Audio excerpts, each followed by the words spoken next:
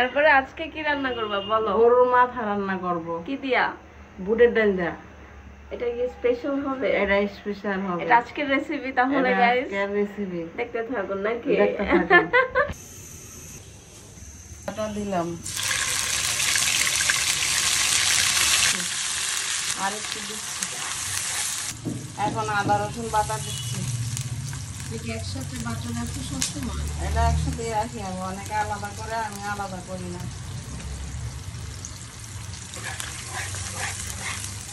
জিরা, দারচিনি, এলাচ বাটা এলা আমি একসাথে বাইটা দিয়ে থাকছি। একটু তেজপাতা। এখন মশলাগুলোকে আমি একটু ভুনে নেব। মা আমি কষায় নিবা? হ্যাঁ, কষায় নেব। তাহলে সেটা কি পরিমাণে হাসতেছে ভিডিও করার সময়, এটা যদি আমি আপনাদের দেখাই পারতাম গাইস তাহলে বুঝতে পারতেন। এখন হলুদের গুঁড়া দেওয়া দিচ্ছি, হলুদ মরিচের গুঁড়া।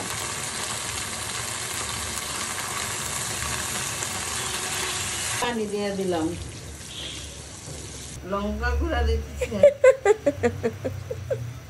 লঙ্কা গুঁড়া দিচ্ছি এখন। ও আমার সুন্দরী রাঁধুনি।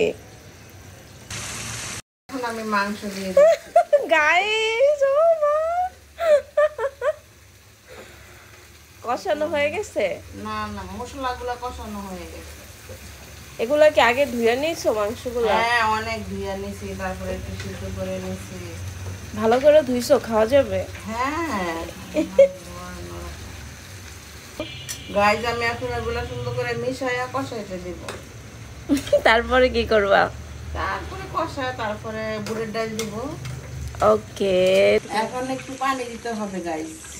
ও মা গাইস, গাইস আমি বারবার বলতে বলতে আমার আম্মু সুন্দর এখন গাইস গাইস বলা শুরু করে দিয়েছে। এই তো তুমি ব্লগার হয়ে গেছো।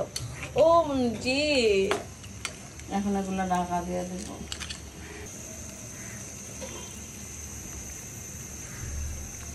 এখন বুটের ডাল দিয়ে একটু পানি দিচ্ছি।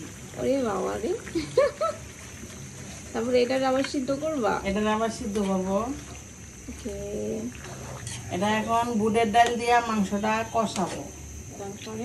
তারপরে নামানোর আগে জিরার ফাঁকি দিব, দিয়া নামায় ফেলবো। ওকে রাঁধুনি।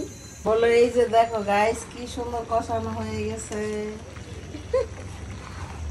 গাইস কি সুন্দর দেখেন কষানো হয়ে গেছে।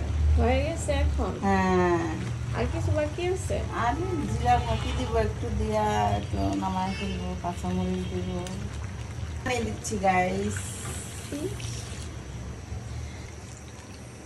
গাইস এখন পানি দিছি, পানি দিয়ে এখন জাল দিব, বলক উঠলে কাঁচামরিচ দিব, জিরা ফাঁকি দিব। তাহলে কমপ্লিট হয়ে যাবে? তাইলে কমপ্লিট হয়ে যাবে। ওহো, গাইস ভিডিওটা ভালো লাগলে শেয়ার দিও। সে তো পুরাই ব্লগিং একদম মানে থিমে আছে ভাই রে ভাই। Hello upcoming blogger.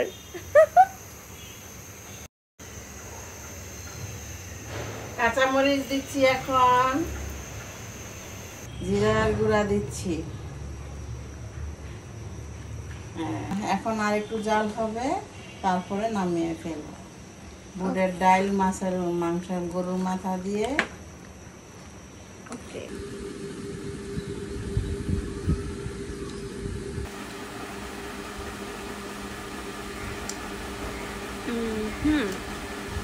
Best best best.